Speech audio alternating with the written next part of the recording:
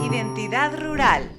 Nuestro gobierno parroquial es vital porque promueve el desarrollo local, gestiona los servicios esenciales y fomenta la participación ciudadana, trabajando en equipo para mejorar la calidad de vida de toda la comunidad.